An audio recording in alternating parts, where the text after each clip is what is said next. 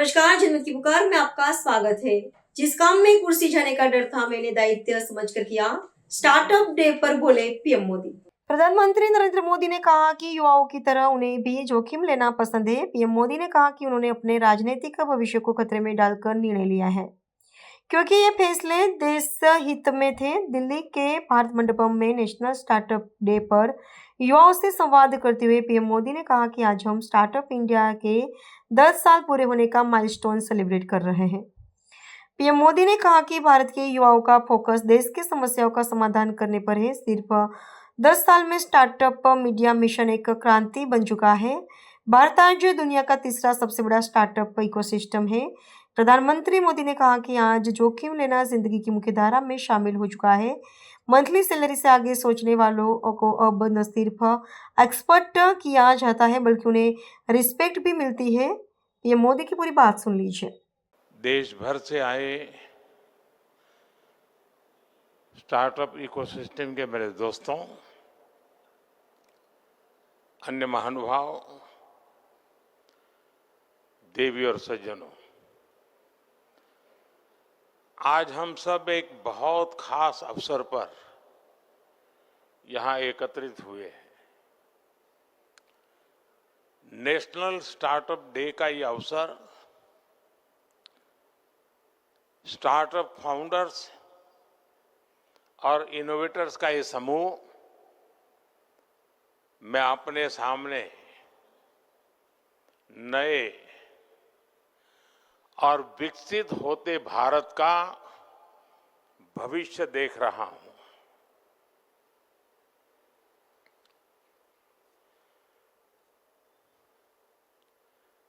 अभी मुझे कुछ स्टार्टअप की दुनिया के लोगों से उनके कुछ अचीवमेंट्स थे, उनके जो प्रयोग थे, उसे देखने का अवसर मिला।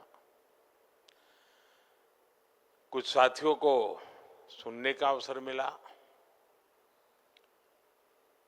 एग्रीकल्चर में काम कर रहे स्टार्टअप, फिनटेक, मोबिलिटी का सेक्टर, हेल्थ और सस्टेनेबिलिटी का फील्ड, आपके जो आइडियाज है वो सिर्फ मुझे नहीं, हर किसी को इम्प्रेस करने वाला है।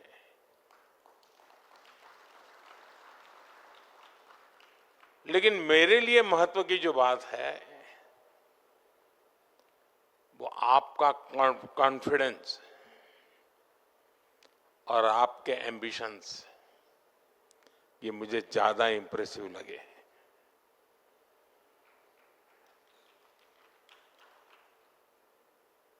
आज से 10 साल पहले विज्ञान भवन में एक 500-700 नौजवानों के बीच में इस कार्यक्रम की शुरुआत की थी। रितेश यहां बैठे हैं, तब उनकी शुरुआत थी। और उस समय स्टार्टअप की दुनिया में जो नए नए लोग आ रहे थे, उनके अनुभव में सुन रहा था। और मुझे याद है कि एक बेटी जो कॉरपोरेट वर्ल्ड में अपनी नौकरी छोड़ के स्टार्टअप की ओर जा रही थी, तो नौकरी छोड़ के वो कोलकाता अपने माँ से मिलने गई और माँ से कहा कि मैंने नौकरी छोड़ दी है। तो मैंने कहा क्यों? ये सब उसने उस दिन सुनाया था विज्ञान भवन में। तो उसने कहा नहीं, बस अब तो मैं स्टार्टअप करना चाहती हूँ। तो उसके माँ ने जो उसको कहा वो उसने सुनाया था। उसने कहा सर्वनाश,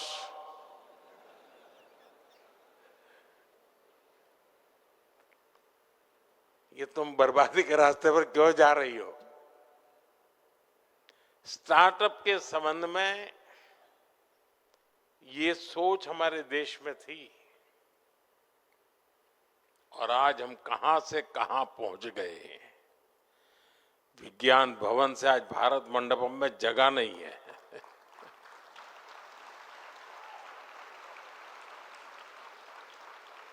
और मेरा सौभाग्य है कि मुझे इस एक सप्ताह में ही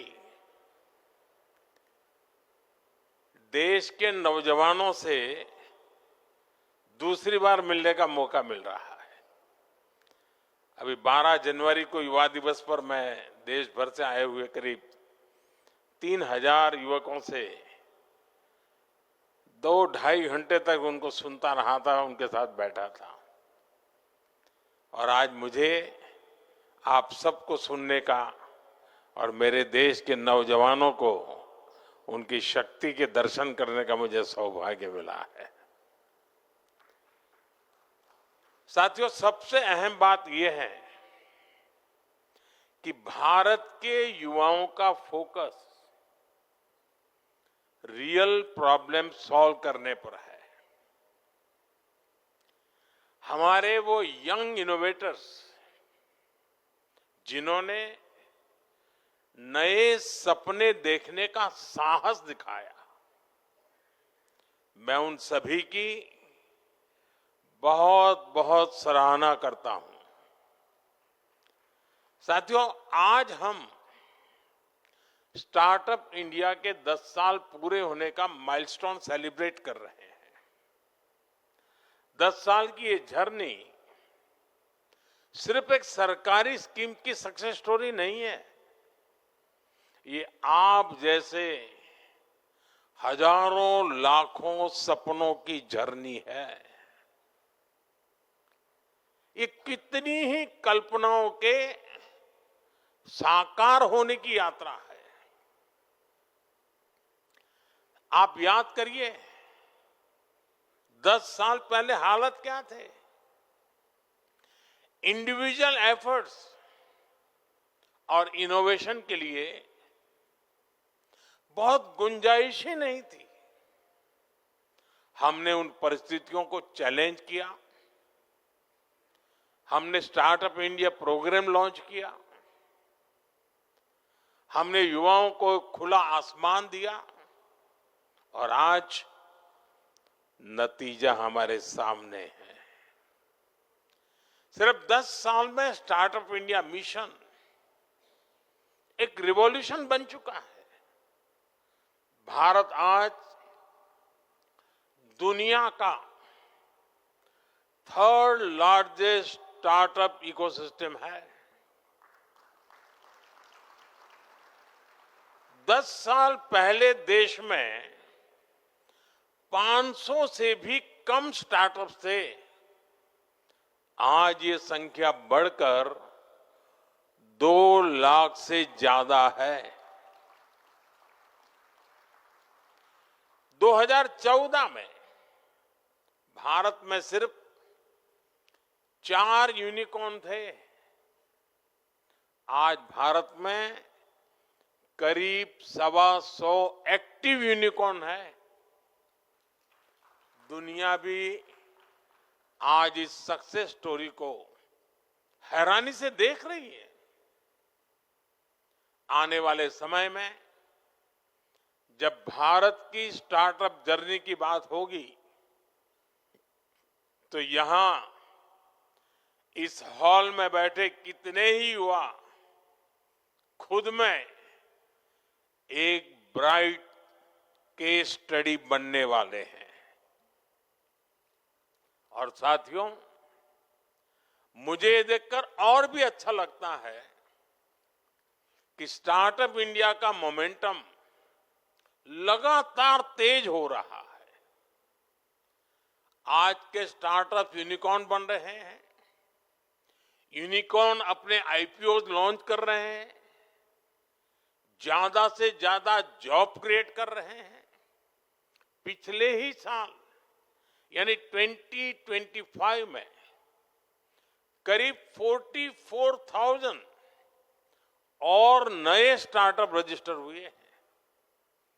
ये स्टार्टअप इंडिया की शुरुआत के बाद किसी एक साल के सबसे बड़ा जंप है ये आंकड़े इस बात के गवाह है कि हमारे स्टार्टअप इकोसिस्टम इनोवेशन और ग्रोथ को किस तरह ड्राइव कर रहे हैं। साथियों, मुझे बहुत खुशी है कि स्टार्टअप इंडिया ने देश में एक नए कल्चर को जन्म दिया है। पहले नया बिजनेस और नया वेंचर केवल बड़े बड़े घरानों के बच्चे ही लेकर आते थे, क्योंकि उन्हें ही आसानी से फंडिंग मिलती थी, सपोर्ट मिलता था।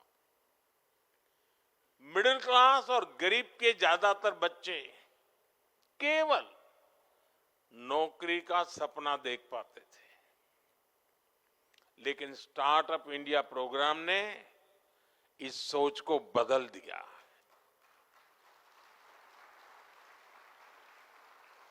अब टियर 2 और टियर 3 शहरों के, यहां तक कि गांवों के युवा अपने स्टार्टअप खोल रहे हैं, और यही युवा आज सबसे ज्यादा जमीनी समस्याओं का समाधान देने की लगातार कोशिश कर रहे हैं।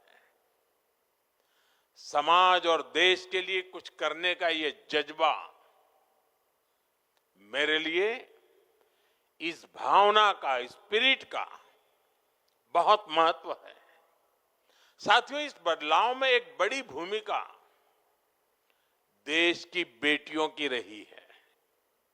आज 45% से ज्यादा रिकॉग्नाइज्ड स्टार्टअप में कम से कम एक महिला डायरेक्टर या पार्टनर है।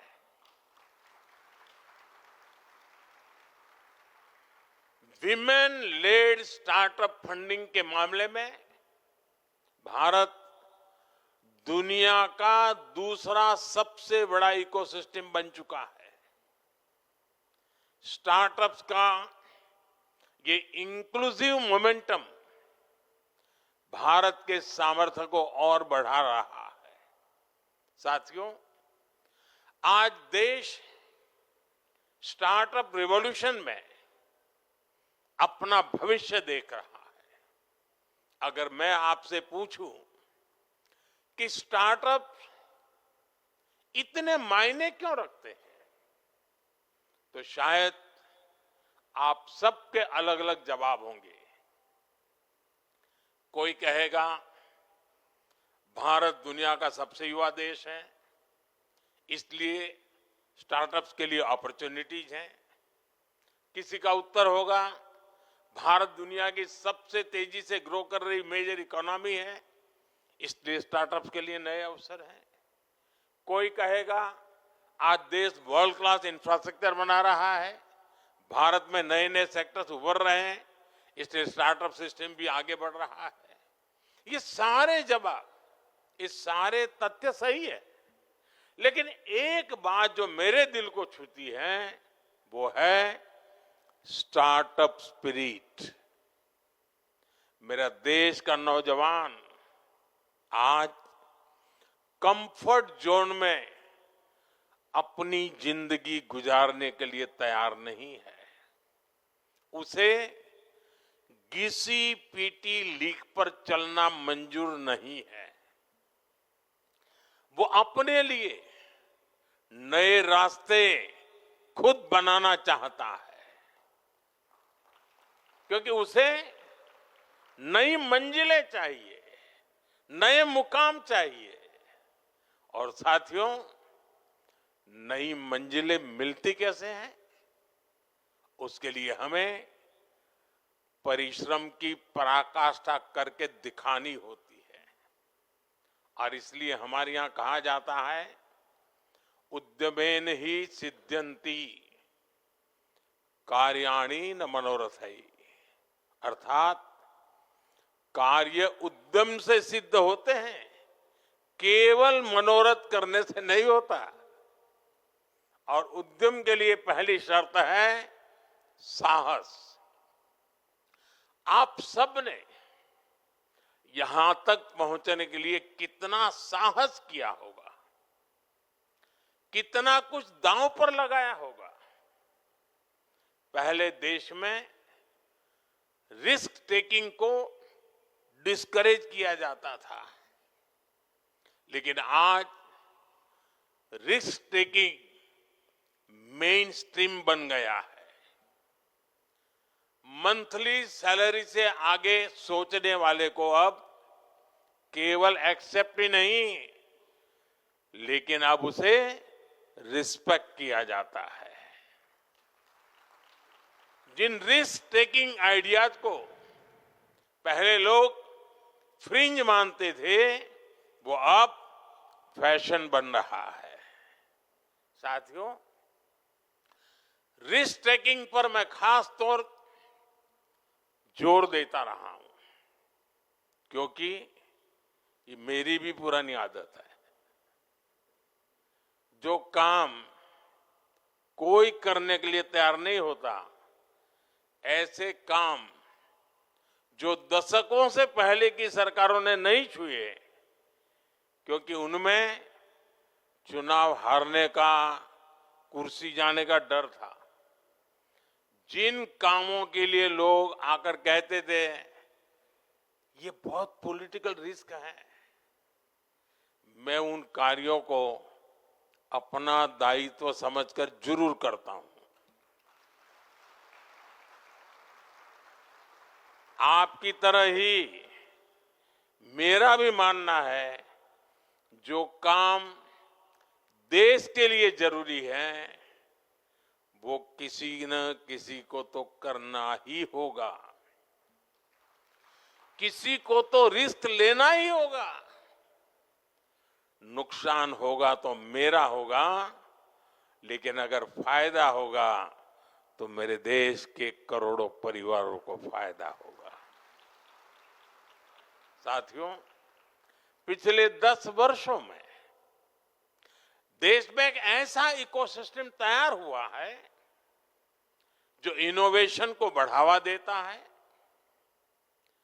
हमने स्कूलों में अटल टिंकरिंग लैब्स बनाई ताकि वहां बच्चों में इनोवेशन की प्रवृत्ति बने।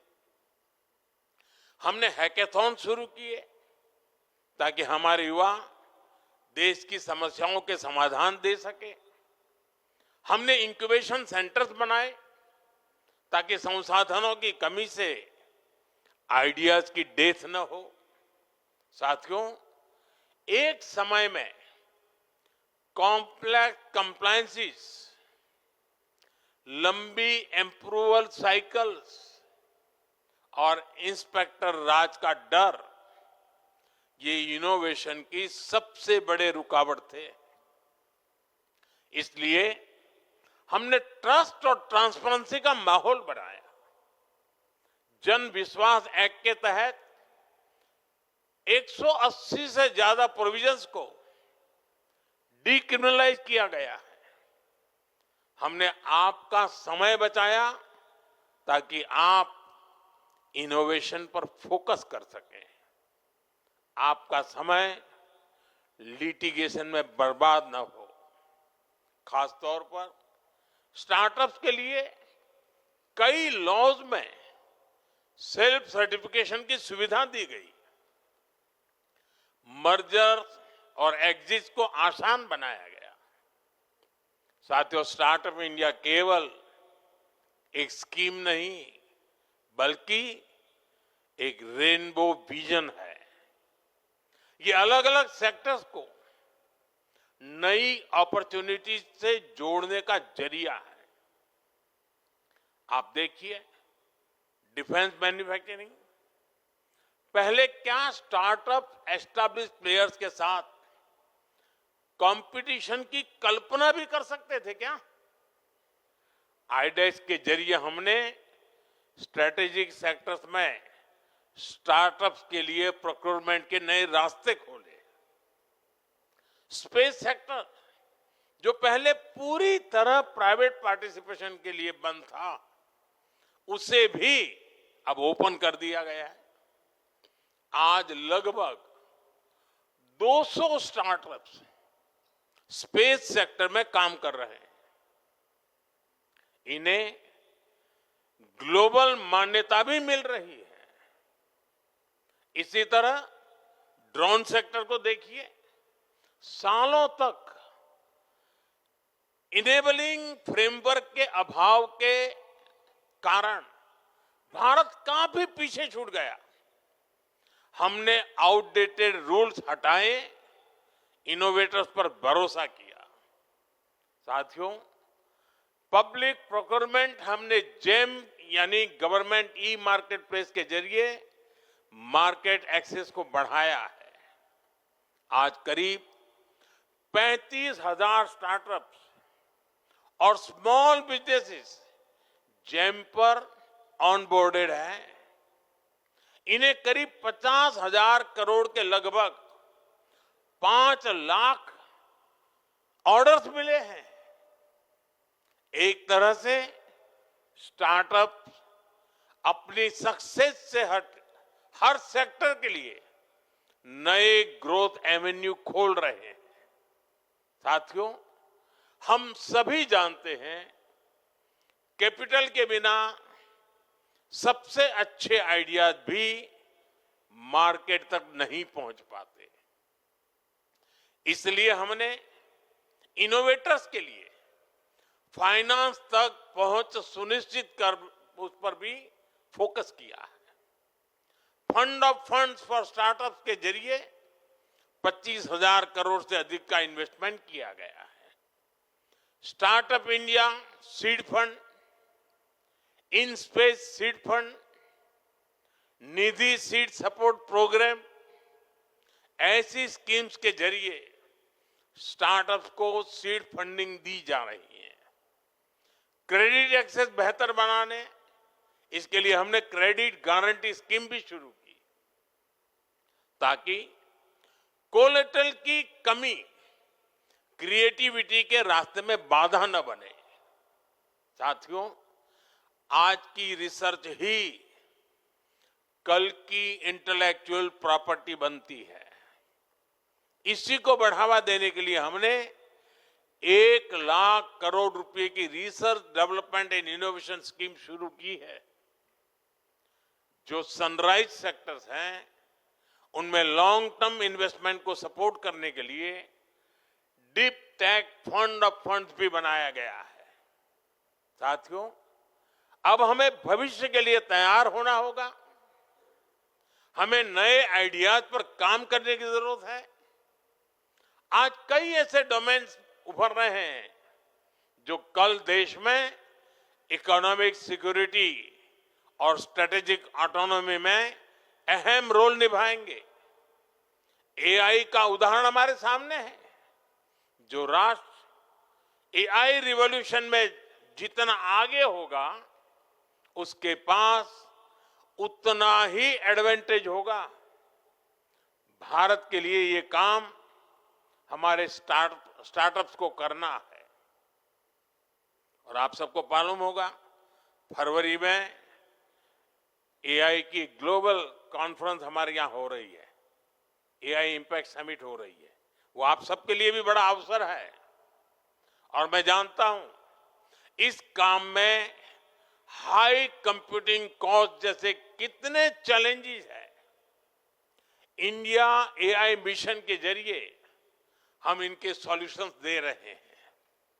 हमने 38,000 से अधिक जीपीयूज ऑन बोर्ड किए हैं।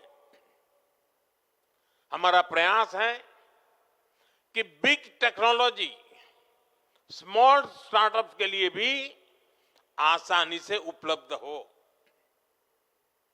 हम ये भी सुनिश्चित कर रहे हैं कि इंडिजीनियस एआई भारतीय प्रतिभाओं द्वारा भारतीय सर्वर्स पर ही तैयार हो। इसी तरह के प्रयास semiconductors, data centres, green hydrogen और कई अन्य सेक्टर्स में भी किए जा रहे हैं।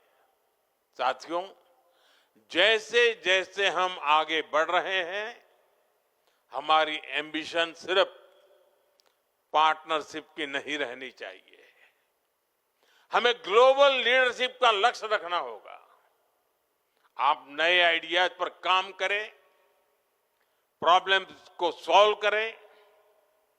बीते दशकों में हमने डिजिटल स्टार्टअप में, सर्विस सेक्टर में काफी शानदार काम किया है। अब समय है कि हमारे स्टार्टअप मैन्युफैक्चरिंग पर ज्यादा ध्यान दें। हमें नए प्रोडक्ट्स बनाने होंगे, हमें दुनिया के बेस्ट क्वालिटी के प्रोडक्ट्स बनाने होंगे। टेक्नोलॉजी में भी यूनिक आइडियाज पर काम करके लीड लेनी होगी। भविष्य इसी का है। मैं आपको भरोसा देता हूं, आपके हर प्रयास में सरकार आपके साथ खड़ी है। मुझे आपकी क्षमता पर गहरा विश्वास है। आपके करेज, कॉन्फिडेंस और इनोवेशन से भारत का भविष्य शेप ले रहा है। पिछले 10 वर्षों ने देश की क्षमताओं को साबित किया है। हमारा लक्ष्य होना चाहिए, आने वाले 10 वर्षों में भारत नए स्टार्टअप ट्रेंड्स और टेक्नोलॉजी में दुनिया का नेतृत्व करे। मैं एक बार फिर आप सभी को बहुत बहुत शुभकामनाएं देता हूं। बहुत बहुत धन्यवाद। अगर आपने हमारा अभी तक चैनल सब्सक्राइब नहीं किया है तो कृपया चैनल सब्सक्राइब कर लें, लाइक करें, शेयर करें, कमेंट करें। तो मिलते हैं फिर किसी और खबरों के साथ। नमस्कार।